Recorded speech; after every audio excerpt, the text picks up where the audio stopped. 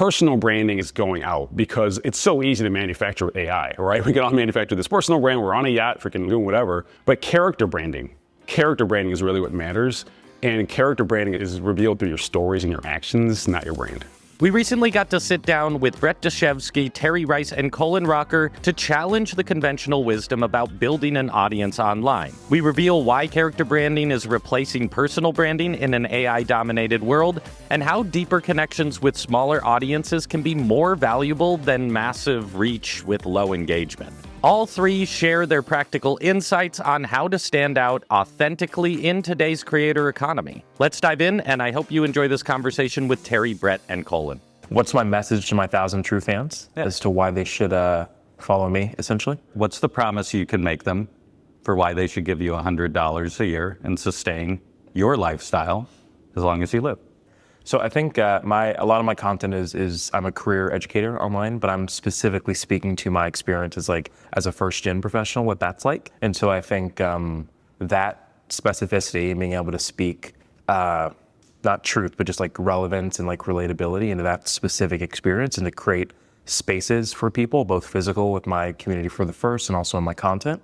I feel like that should be enticing enough. But yeah, I've never asked for the $100, so I don't know what the response would be. So. Yeah, I would say this. My overall goal is to help people live and tell better stories. And the way that I do that is by telling my own stories. And sometimes they are quite painful, but people give you opportunities when they feel connected to you. And sometimes that connection is made by sharing with people moments of your life. And the reason why I do this is because I know a lot of other people, everyone has these amazing stories trapped inside of them. But if they're afraid to tell them or don't know how to tell them, then they won't get recognized and rewarded for who they are. They only get rewarded for what they do. So it's a huge unlock when you realize you don't have to worry about protecting, proving, pleasing. You can just be yourself. And the best version of yourself is really all you have to be. So that's my goal, is just to unlock that with people and show them how to have the authority, the audacity to share their adversity, which gets them recognized. So I love that. And the last thing I'll say is, like, what we are going through right now is a transition where personal branding is just going out because it's so easy to manufacture with AI, right? We can all manufacture this personal brand, we're on a yacht, freaking doing whatever. But character branding is really what matters. And character branding is revealed through your stories and your actions, not your brand. I like that. Just to add to that point, and I'm happy to share why people should give me $100 for my community. But there is this more element as we take things offline, and as someone building an in real life community, like the character branding thing is interesting, where I want people to actually know me and my personality and just like how I feel in real life. Just like we just met today, and it's like you feel a whole different personality and understanding of someone, and there's like this nice character branding that happens from the first interaction that we had. And on my end, with my community, helping creators and creator economy professionals on their journey in this new and emerging industry, what is ultimately the internet, right? And with content filled. And so helping them ultimately make a living by being a creator, or at least make a solid side gig living by being a creator. And of course, all those that are supporting those individuals, whether it's marketers or whether it's founders that are building in this space. And so I'm just trying to be a voice on the journey as I'm ultimately in it, but also someone who's been on the other side and can share clear tactics and insights with people to actually just make it in this space and level up as best they can. So I want to challenge them this concept right away, because this is like 2008, I think Kevin Kelly from Wired coined this term. That was like the basis of making a living online for a long time.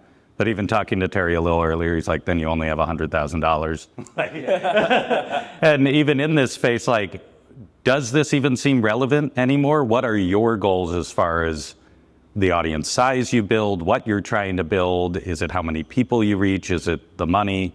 What are you in it for beyond your mission personally? We were just at South by Southwest, and we were on a panel at our event that talked about 1,000 true fans. It was such a convenient conversation.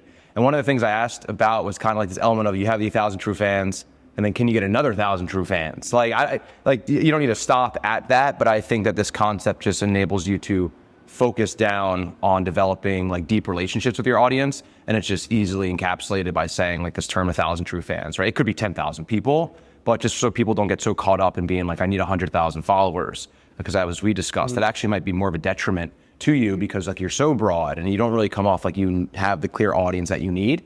Yeah, I think that's data supported too. I've definitely seen across the board, like the largest social accounts statistically have the lowest engagement. And you're also seeing people with smaller accounts, if they have their own brands, or even they're able to get more better, like deeper brand deals, because brands today want to be able to tell deeper stories. And so it's not about getting the widest reach with the broadest voice. It's about who is actually benefiting from my product or service, and how can that person speak to their experience. And so I think with me, I feel like I'd like to do a hybrid approach. I'm always open to someone in my audience that wants to support my journey and help me along the way. But I've also gotten to where I'm at today through my work with my brand partners. And so I think I've worked really hard to make sure that I really believe in the mission of everyone I'm working behind. And I'm choosing partners that I can invest in and they can invest in me. And it's sort of a longer term partnership, not a one-off brand deal. Yeah, I think we're aligned there because some information is just so old and outdated that it should be banned. I mean, 1,000 true fans, like I get it sounded cute back in the day, but like there are people listening to this right now thinking, okay, how do we get 1,000 when they can't even get 100 on their newsletter? So for us to make that the benchmark is just wrong. For me, I don't think about getting 1,000 true fans. I mean, it would be great, if I do, but similar to you, like a lot of my revenue comes through brand partners, and they have millions of fans who are on their email list, their social channels, so on and so forth. So that's how I help those individuals. And my goal is to let these brands see me as someone who can make an impact with their audience, who is authentic, who has a unique voice, so on and so forth. And then they distribute my content. So that way it's less pressure on me to say like, how many likes did I get today? It's like, dude, just like post good content, people will recognize it and then amplify it on your behalf. So that's the pathway that's worked for me, just because I got 4 kids. I don't have time to like comment, and DM all the time. And for me, that's been the pathway that's worked out very well. With all of that, though, there's very few creators who I've found when I talk to who actually have an end goal. They have a mission. Most of them at some point win the financial game, but then don't stop. So like, what is the end goal? Is there an end goal? I've been thinking about this recently as I'm building Creator Economy NYC, and it's something that, has enterprise value and everything. And I've been asked, like, if someone wanted to acquire the community and the IP of the brand, like, would you do it? And, if there's a compelling offer, then it's like, sure, of course, right? Like, that's the American dream there. But also there's this element that I'm like, I love having my access to this community that I own and that trust me and that listen to me, and that, with great power comes great responsibility. But for me, like, I kind of see the community that I'm building as something that is just going to continue to grow long term, that fulfills, the intrinsic part of me of like being a part of something bigger than myself. That is just really makes waking up every day so exciting. This idea of like impact over income. I think that through impact, the income will come. But I have thought about just like continuing to have this distribution and then building stuff that I then can have the core audience there to buy, that have the distribution. So if I'm building a tool for creators or it's a tool for marketers like I'm building now, I have that access to these people. I have the brand to be able to sell to them. And it's not about the community being a way to shill stuff. It's just the fact it's like, this is my distribution. This is a community that I built trust with, and I can be a dedicated voice there. How perhaps can I build other stuff that maybe can be exitable while still having that community as my distribution arm in a way to stay relevant and impactful in the industry? But I think it's something that I'm curious to hear how you guys think about it as creators. Like it's like such an unspoken thing in the creator economy. Like, will we exit? What's next? Do we get a job? I think the term like exit, or like having this like large liquidity event, like in the creator economy, it is a very interesting concept. A session I attended recently on creators that had built themselves 7-figure businesses, it was a large part of the conversation was around when that private equity firm comes and they're offering you an 8-figure sum for your YouTube channel, how do you actually exit that business? Because you're, in legal terms, the key man or the key individual, right? That's not a problem I have. That's not where my business is at today.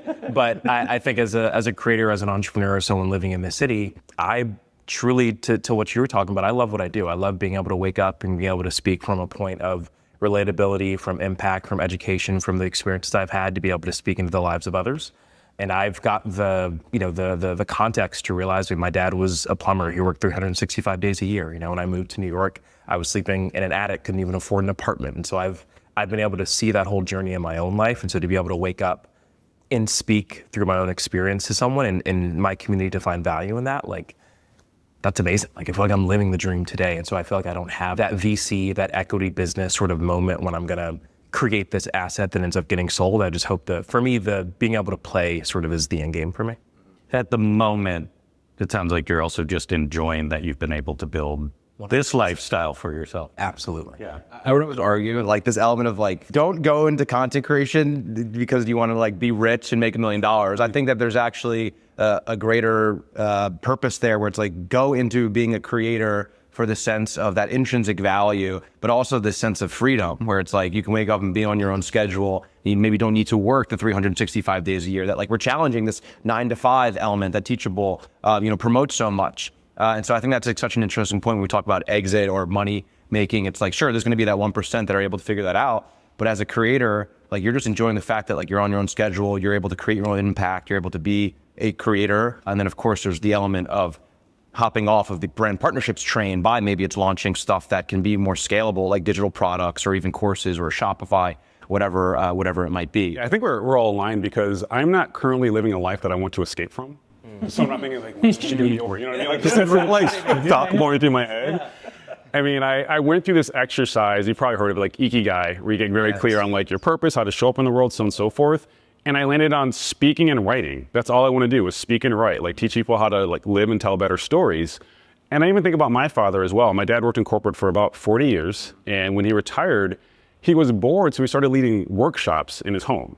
So he like got all these chairs, he was getting stuff catered, not charging any money. I'm like, who are these freaking strangers here? But he was bored, right? So he wanted to have a sense of purpose. So for me, I'm like, if I already have that sense of purpose and I see that my dad was doing it, long after retirement, well, that's the path, right? And I also think about the lifestyle I have right now. It's about 11:30. I've already dropped my kids off at school. I've already worked out. Now I'm just sitting here on a couch. Like most parents are working right now. Like, you know what I mean? Like I'm just sitting here talking to you guys. You know what I mean? Though it's like they're doing like reports and stuff and like all these meetings and everything. So I'm like, why would I want to escape from this? Like my ideal life, I'm living it. Write a book every 3 years, then go do speaking engagements, write another book, so on and so forth. Like that's it. You just exist and inspire people just through your actions, not just through your words. So for me, like, I'm not trying to check out anytime soon. I think that's also where the authenticity and relatability piece comes in, because those are becoming buzzwords in this space along with personal brand. But to me, I see that as you better be speaking from an authentic place because you are on the creator's treadmill, right? Yeah. There is no sort of getting off unless you build something that you can then exit from or hand off to someone else. And so I hope that you're doing something where you're working towards that speaking and writing, or you're living that life, because it's you do have to show up with a shocking level of consistency that I feel like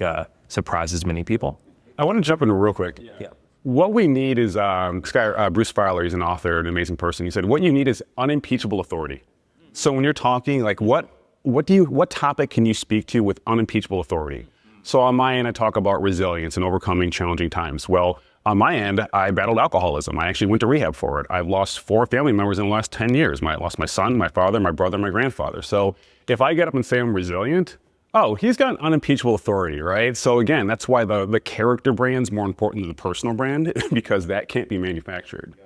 And to add to that point from a character brand standpoint, and also you have an amazing story, and appreciate your vulnerability and sharing that with everyone, because I think it really does build this sustainable place. And there's more people out there just like you, which is super interesting to be able to find through your content and community building. Also, this element of just like continues to provide value to your audience. And I think about like education as a way to be sustainable in this space. Hence why I partner so much with Teachable, because we're just aligned on that.